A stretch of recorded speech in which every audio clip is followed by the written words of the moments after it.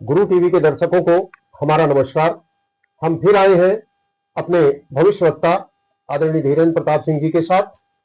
जो आज मेरा प्रश्न है हमारे भविष्यवक्ता जी से कि वो ये बताएं कि 2025 भाजपा के लिए कैसा रहेगा। आदरणीय वेदांती जी, मेरा सादर प्रणाम। आपके गुरु टीवी के समस्त दर्शकों को प्रणाम।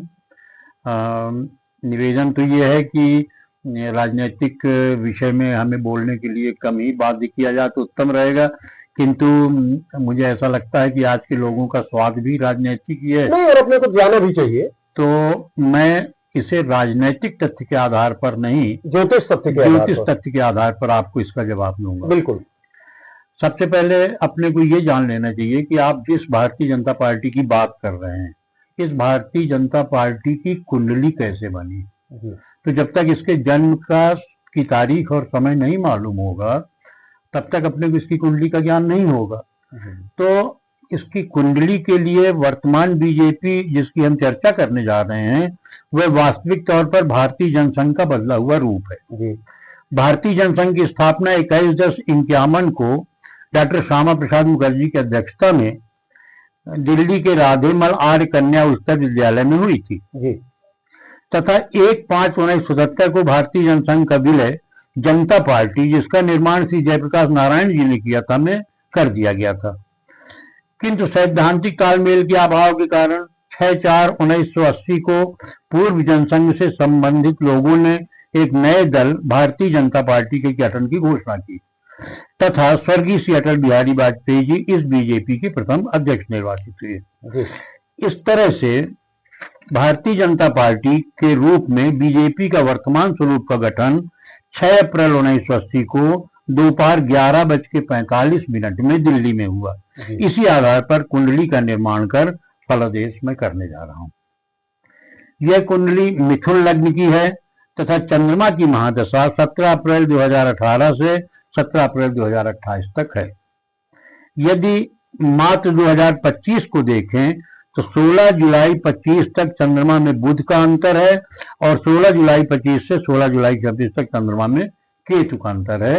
इसी अंतर को और महादशा को केंद्रित करके मैं आगे फलादेश का वर्णन करूंगा। जी, आपका आदेश हो तो आगे। बिल्कुल बिल्कुल।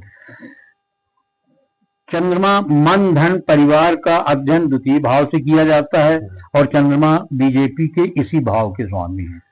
मन, धन और परिवार, इस विषय में ध्यान देना आवश्यक है।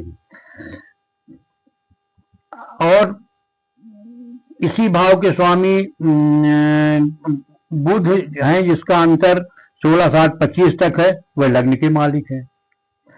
इसलिए इस बीच में होने वाले चुनावों में बीजेपी को सफलता प्राप्त तो होगी, किंतु चंद्रमा छठे भाव में विराजे होने के कारण सफलता का सूचकांक पूर्व परिणामों की तुलना में कम होगा, मतलब पूर्ण बहुमत में नहीं होंगे। अर्थात 16 जुलाई 25 के अंदर, 16 जुलाई 25 तक माने उसके अंदर जो चुनाव होंगे उनमें जो सफलता का सूचकांक पहले रहा होगा उन जगहों में उतनी सफलता प्राप्त नहीं होगी।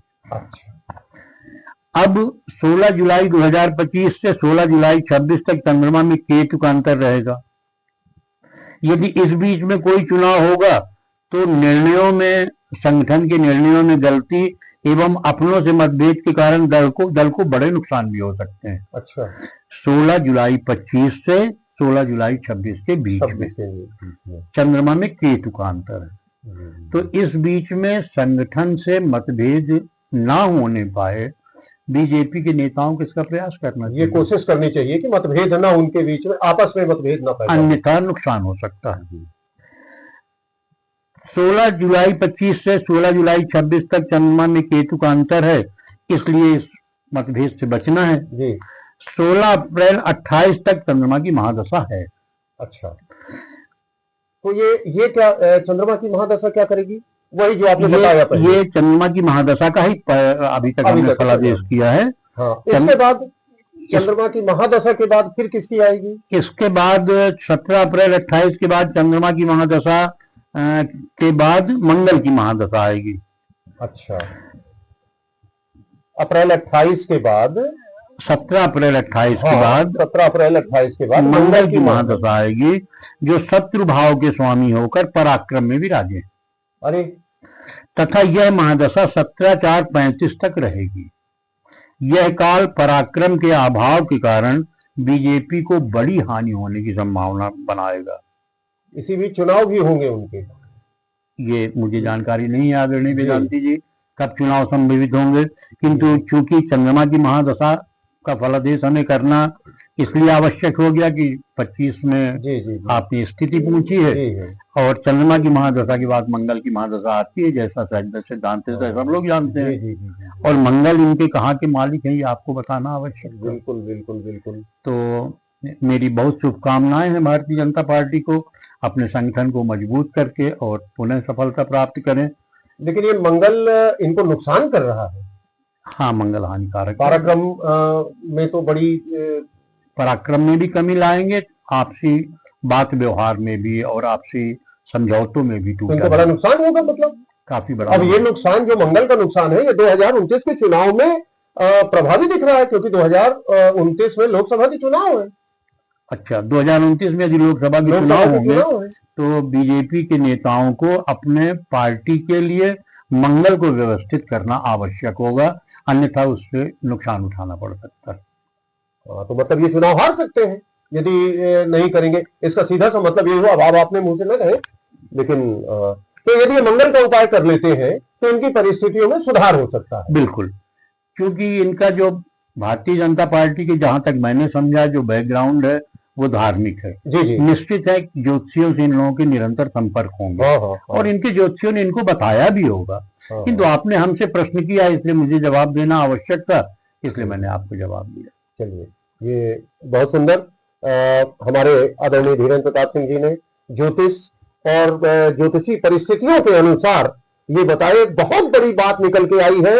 हमने तो 2025 की परिस्थिति और जाके हम जब 29 तक पहुंचते हैं तो इसमें बीजेपी के लिए बड़ा संघर्ष का, बड़ी परेशानी का और संकट का समय भी इंगित हो रहा है। हमारी शुभकामना है ईश्वर उनके ऊपर कृपा करे और वो मजबूत हो, समृद्धशाली हो, उनका वैभव बढ़े। गुरु टीवी के साथ आप सभी का स्वागत है और वंदन है, अभिनंदन है। हम इस बात के लिए आप सभी को धन्यवाद देते हैं कि निरंतर आप हमारे साथ बने हुए हैं। लेकिन चैनल को सब्सक्राइब करते रहिए और लाइक करते रहिए, शेयर करते रहिए। इस तरह की महत्वपूर्ण बातें जो धार्मिक और ज्योतिष से जुड़ी हुई है वो लोगों तक हम पहुंचाते रहे, हमारा मनोबल बढ़ाते रहिए। जय हिंद, जय भारत, जय गंगे मैया। नमस्कार।